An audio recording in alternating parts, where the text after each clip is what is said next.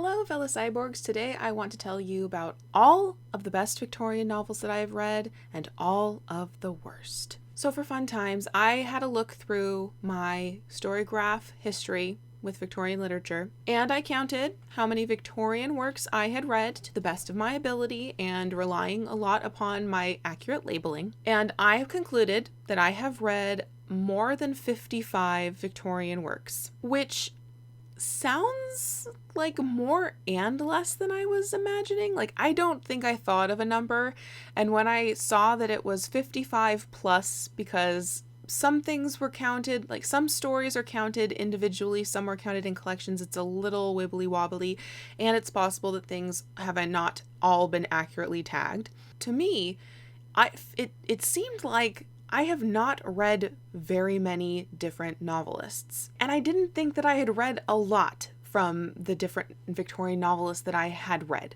So I went through and I totaled up all of the books that are from Victorian novelists that like you and I have heard of. Most likely Barnes & Noble stocks it on their shelves, like in the physical store, those sorts of people. And I realized that I had read 48 books from those most popular Victorian novelists. So let me go through them with you. I've read 1.5 Things by Emily Bronte. I read a poetry collection in which she was part of it. I've read 2 works by George Eliot, 2 works by Anne Bronte, well I guess 2.5 because some of her poetry, 4 novels by Thomas Hardy, 4 novels by Charlotte Bronte and some of her poetry, 6 novels and plays, and it's probably more than this, by Oscar Wilde. More discussion about him later. I've read 8 works by Gaskell, so these are novels and then some of her novellas, and I'm not sure if I counted all of the short stories. I've read 9 things by Charles Dickens, so most of those are novels, but then there's some of his like Christmas short stories and novellas. And then Monsieur Anthony Trollope, I have read 12 things by Anthony Trollope, which I did not realize I had read that many, but here we are. So that's 48 out of the 55 plus are just from those folks. I feel like my Victorian reading has been more deep than broad because that's only 9 authors that I've read 48 things by. Knowing that, all of these books that I'm going to be talking about, or most of them pretty much, are from these novelists. So if you're looking for recommendations that are more niche, this is not the channel for you. I do not have that background and that knowledge. Please go to one of the Victober hosts channels to learn more of niche recommendations. But if you just want to hear Amanda's experience with Victorian literature and how she ranks them, because I have ranked them. Am I confident in how I've ranked them? No.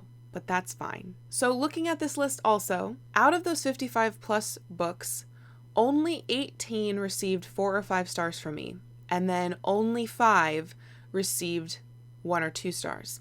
So I'm going to be talking about those 23 books today, and leaving the remainder, those are 3 stars, they're fine. So let's get started with the bottom half of my favorite Victorian novels, shall we? So at number 18 is The Picture of Dorian Gray by Oscar Wilde, which I gave 4 stars. However, I don't remember enjoying this at a 4-star level. I know that I have read this book at least twice for 2 different classes. I don't think that I've read this on my own. And for those of you who don't know, Picture of Dorian Gray is a story about a beautiful young man of which a portrait is painted, and he makes a wish that the portrait would age where he would not, and he gets his wish, and we get to see the consequences of that. So I put this at number 18 because I've been meaning to reread The Picture of Dorian Gray, but I haven't in a long time, and I don't know why I gave this 4 stars because I definitely think of this more as a 3-star book. However, there you go, at number 18, Picture of Dorian Gray. At number 17, we have a play, Lady Windermere's Fan by Oscar Wilde. So I don't remember what this one's about, but I remember this having more like feminist themes, I think, or just characters that weren't quite so quintessentially Oscar Wilde. And so I enjoyed it quite a lot. I do need to reread this one. Like I said, I don't remember anything what this was about, but I did rate it 4 stars. So number 17, Lady Windermere's Fan. At number 16 is A Woman of No Importance, which is also another play by Oscar Wilde. So this one has to do with a woman whose son starts hanging out with people that she wish he didn't, and then we learn why she wishes that he wasn't hanging out with those people. This is proto-feminist Oscar Wilde. I remember definitely really enjoying this. I remember marking down some passages, and this got a 4 stars, a hearty 4 stars. I definitely want to reread this, and I think it will definitely be a 4-star read.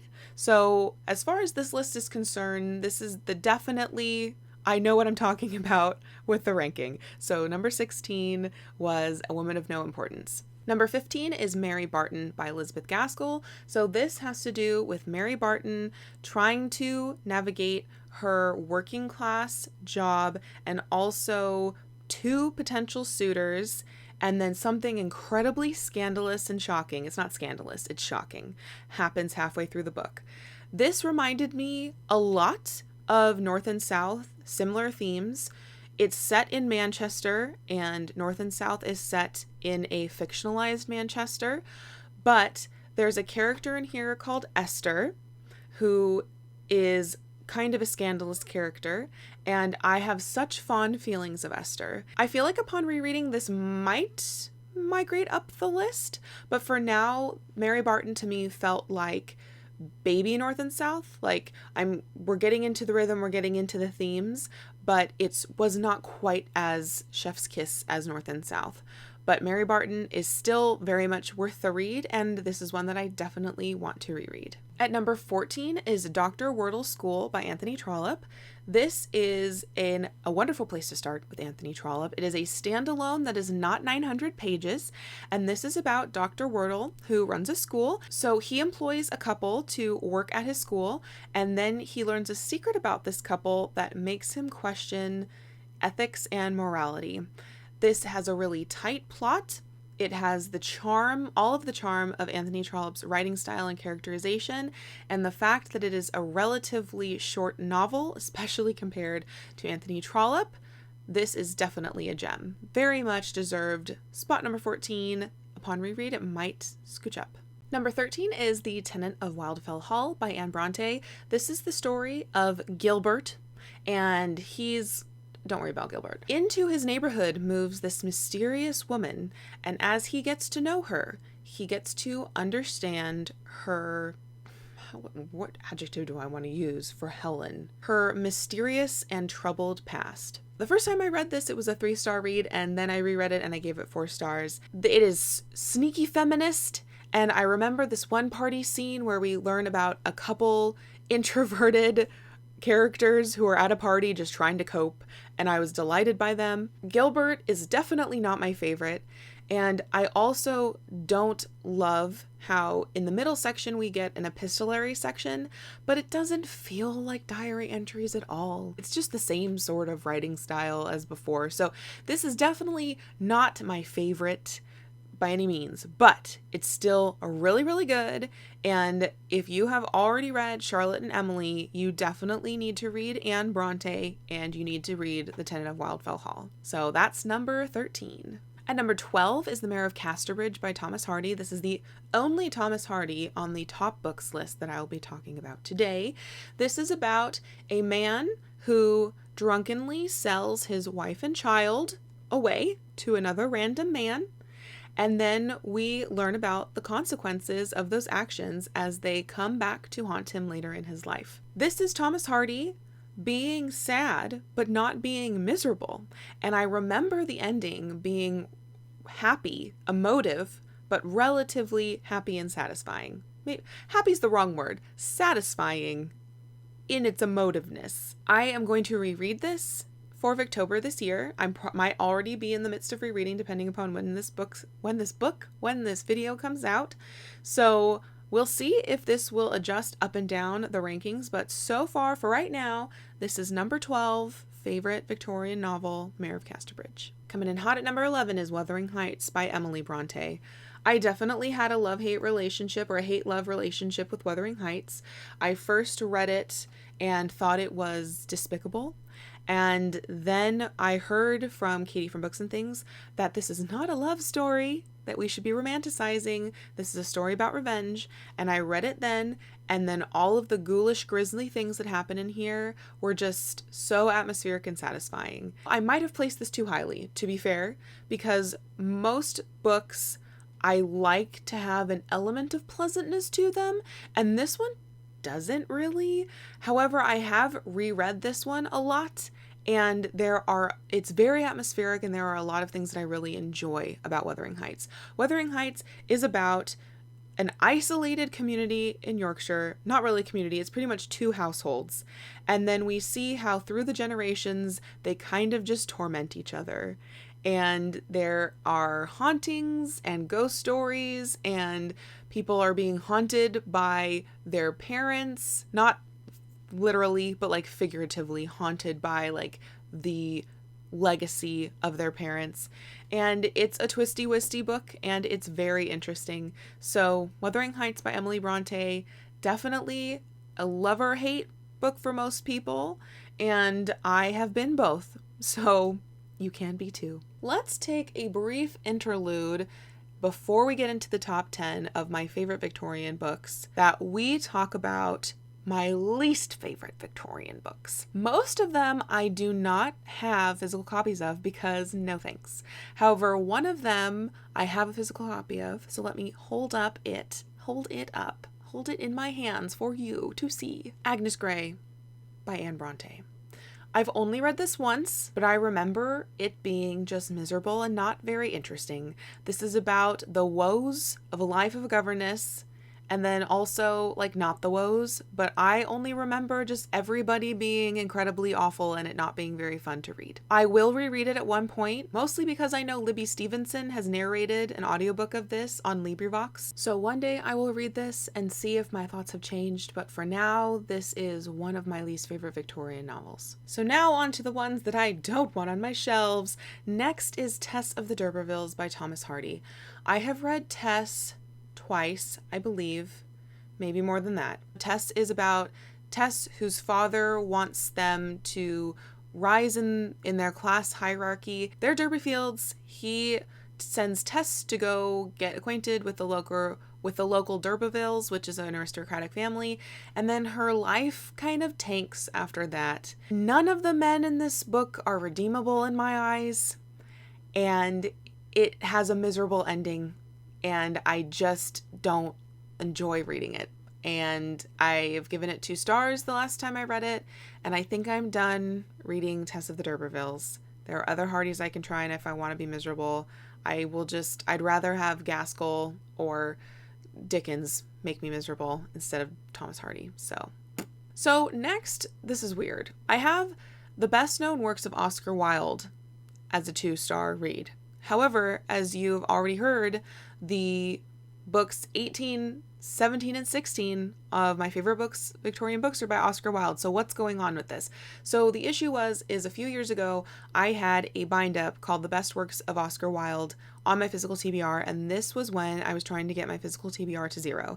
And this was a beast of a book. It had, I believe, the picture of Dorian Gray in it, his plays, his nonfiction essays, fairy tales, poems, and it was such a burden to me. And so I do think that I genuinely did not enjoy a lot of the things in that bind-up, but I don't know if it actually deserved 2 stars, but I'm not going to change it. So at this point, the best known works of Oscar Wilde is a 2-star read from me, even though 3 works found in that volume are 4-star reads, says past me. I don't know. We'll find out together at a later date. Something I am certain of, though, is A Study in Scarlet by Sir Arthur Conan Doyle, which is the first Sherlock Holmes novel, is a poo-poo 2-star read. I don't think I like Conan Doyle's writing style, and then bonus, we have this huge time geographic tangent in the middle of this, where I did not understand what was happening. and almost thought that the book had been a misprint and some other book had wound up in the middle of this. It's unnecessary, it's a slog, and we don't need it. Thank you. So this definitely put me off reading like any of the other Sherlock Holmes things.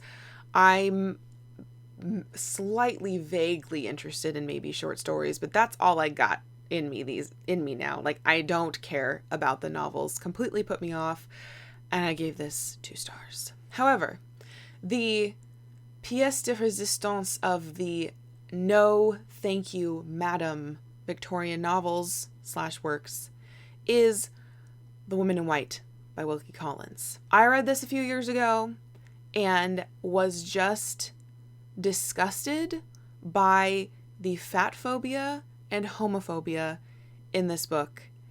I felt like there was one character who was, in my opinion, distinctly queer-coded, and I thought that the vitriol that other characters had toward this character was greater than the character who was like the murderer or like the actual villain of the story. And then I also remember one of the characters who I don't think you were supposed to be rooting for was also a larger person, and the fact of them being larger came up multiple times as a way to denote the fact that they were unsavory, like personality-wise. And I just was not here for it. I didn't like the writing style. The mystery didn't work. The characters we were supposed to root for were boring.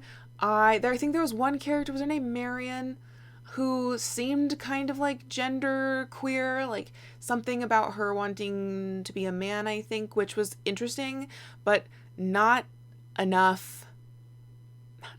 I hate read this to finish it.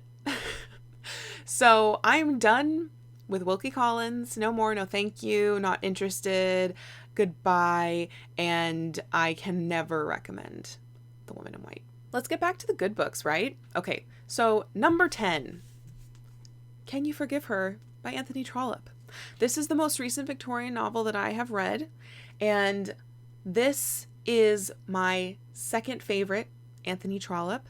This is the first book in the Palliser series. This has themes of loyalty, filial loyalty. There's also conversations about like domestic violence that were interesting and shocking, and there are some things in politics in here, but like not nearly as much as I had feared. This is mostly about 3 different women dealing with 2 different love interests each, and them making decisions on how to proceed. There's also travel abroad, which is talked about a fair bit, like not a ton, but a fair bit. I really enjoy Alice's relationships with Lady Glencora and also her cousin Kate. Kate's really interesting, and Kate's relationship with Aunt Greenough is also, Aunt Greenow's fun. I like her. If you think that the Palliser series is not for you because it's about politics, at least read this one. You don't have to read any further. I was mostly satisfied with the ending,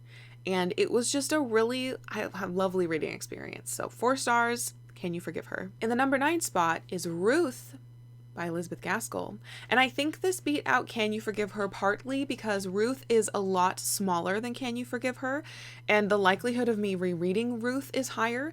Also, I really like the side characters in Ruth, and they are utter delights. And I also want to reread this, so it makes it seem higher in my opinion. So Ruth is about Ruth, who is working her fingers to the bone as a seamstress, and then she gets mixed up with this handsome, charming young man, and things go awry. But worry not, because she ends up meeting the Bensons, who are delights, and this is very much a story about found family and about redeeming the quote-unquote fallen woman. I don't love the end. That's something I'm going to just have to be at peace with, and I will see how this book, does it grow or lessen in my estimation upon rereading because of that sticky wicket ending. But this is definitely a Gaskell that not a lot of people read and not a lot of people talk about, but I think it is excellent, and it's my number 9 most favorite Victorian book. In the number 8 spot is Bleak House by Charles Dickens. Bleak House is about the people mixed up in this chancery case called Jarndyce and Jarndyce,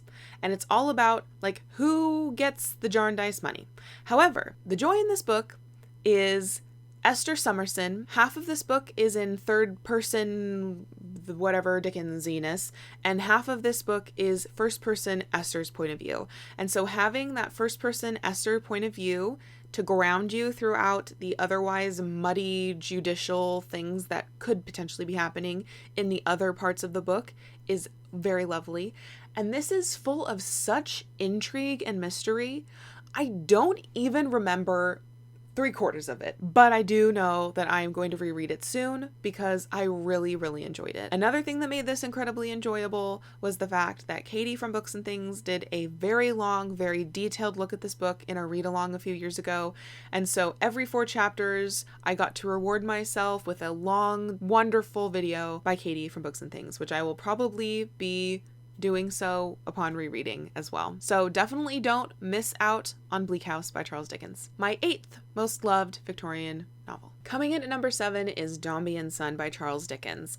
It is possible, but not probable, that Bleak House and Dombey and Son could flip-flop upon rereading. Dombey and Son is about Mr. Dombey, who has a lovely daughter named Florence, who he cares nothing for because he only has time to think about Dombey and Son. In the first chapter, I believe, his son is born, and then the novel goes on from there. I prefer Dombey and Son to Bleak House right now because there are a lot of found families, and there's specifically Captain Cuttle and Solomon Gills, I think, who raise this character named Walter, and their relationship is queer-coded and wonderful. I also love so many of the female characters in here. I'm specifically going to mention Edith and say no more. I don't really remember the plot of this so much. I remember the characters' relationships to one another, and this is,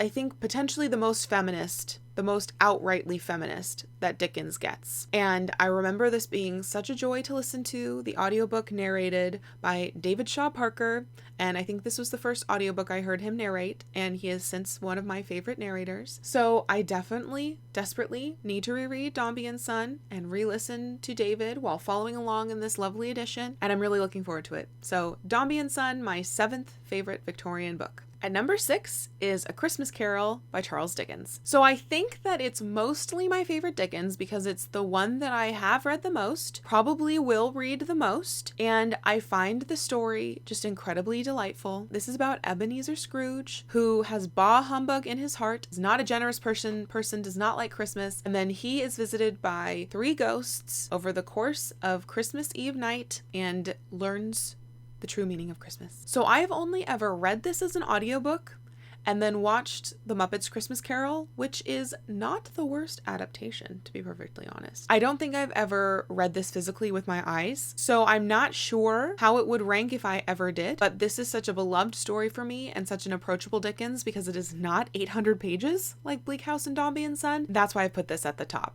I think I would be more inclined to reread this story more often, and there are a lot of things in it to love. So there you go. My number 6 best loved Victorian book and my favorite Dickens. My favorite book by Anthony Trollope right now is Christmas at Thompson Hall. This is my 5th best Victorian book. This is a short story. Christmas at Thompson Hall is a short story. This is a collection of his Christmas stories. But Christmas at Thompson Hall was the first thing that I ever loved by Anthony Trollope. It might even have been the first thing I read by Anthony Trollope. I'm not 100% sure, but I think it is. And it is a delightful story about a couple who's trying to travel home in time for Christmas, and then hijinks ensue at a hotel in the middle of the night. It's just an utter delight that I completely enjoy, and I will never look at mustard the same way again. I think this is my favorite Trollope because it's so short, because it's such an enjoyable read,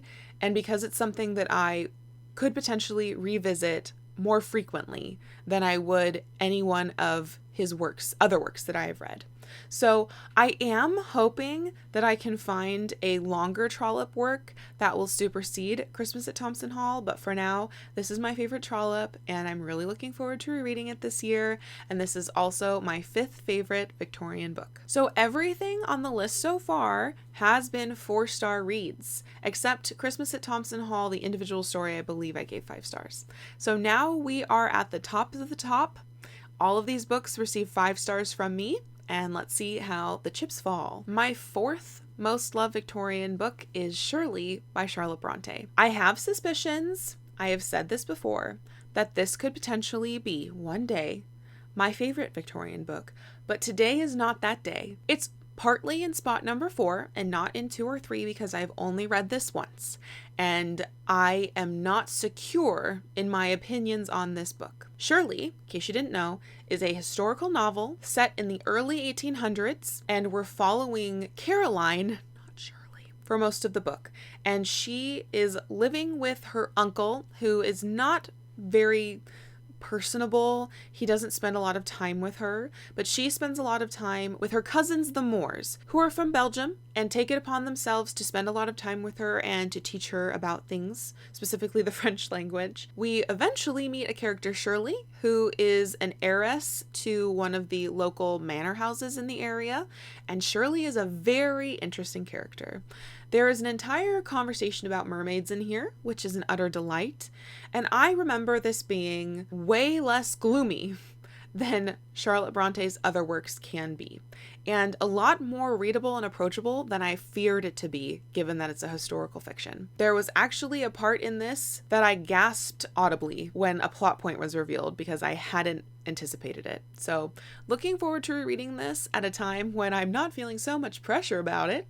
And this is my number 4 favorite Victorian book. In spot number 3 is North and South by Elizabeth Gaskell. I believe this is the first Gaskell that I ever read, and it was a delight then, and it still remains a delight now. This is a book about love, about class, about finding your place in the world when you have recently been relocated. This is about first impressions being incorrect, and this is also a book about grief. So it is a sad book, but there are a lot of really redeeming moments. All of these characters have complexities that bring me rereading this and not thinking that it's just a simple love story. So this is about Margaret, whose father breaks with the church, and they have to move from their southern home up to the northern town of Milton, which is an industrial town.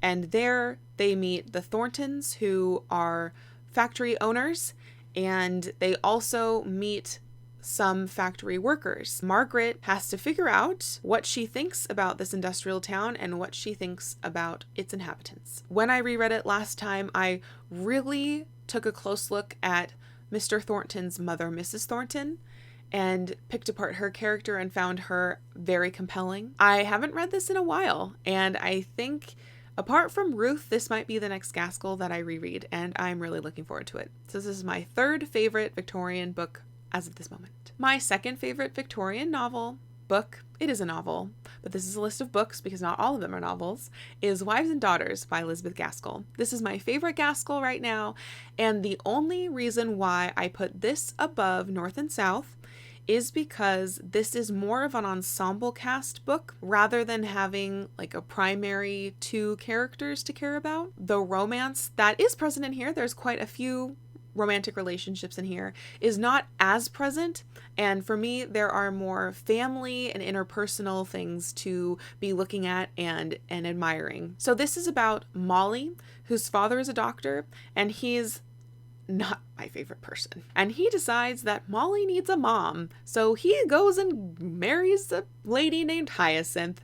And Hyacinth has a daughter named Cynthia. And Molly has to deal with both of them. The first time I read this, I was very much like, oh no. But the second time I read it, I saw how multifaceted all of these characters are. This is a very lovely small town book where you get to deeply learn about a couple families. There are a lot of different plot points and revelations about characters and their relationships with one another. The story is complex without being overwhelming, and there are so many different characters to learn about and enjoy. Even though this is unfinished, it is a satisfying ending, and that is why Wives and Daughters is my second favorite Victorian book. You're probably not surprised that Jane Eyre is my favorite Victorian book. I recently made a video talking about how it still makes me a little embarrassed that this is my favorite Victorian book, but I think partly it is that I just know Jane Eyre best. Jane Eyre is the story of Jane Eyre, who is an orphan who is being taken care of by her aunt and her aunt's children. They are awful to her, and she is eventually sent to a boarding school, which is also awful, but for the first time in her life, she makes a friend. That's pretty much the first 10 chapters of this book, and then the rest of it, we see how Jane decides to become a governess to finally leave this school, and she ends up under the employ of Mr. Rochester at Thornfield Hall, which is a rural estate, and it's creepy, and there are secrets, and Jane is figuring out who she is, who she can trust, where she can put her love in the world, and what she wants her life to look like. It is a coming-of-age story that is gothic and problematic and romantic and has an ending that some people despise, but I like. It's an easy book to read because we are in the head of Jane only, and because there is a lot of dialogue in here. There is some French, but you don't have to know any French to understand. It's like 3 paragraphs from the girl Adele that Jane is the governess to. So this is a coming-of-age novel, but the romance is also a very large plot point in here. I don't like how people think of Jane Eyre primarily as a romance, and I don't like how that reflects on me because I don't love romance plotlines particularly. I also, over the years, have become more aware of the problematic issues in here, not only Mr. Rochester, but his background, like how he treats Jane, but also his background. It's definitely cringy and upsetting, but it's still my favorite.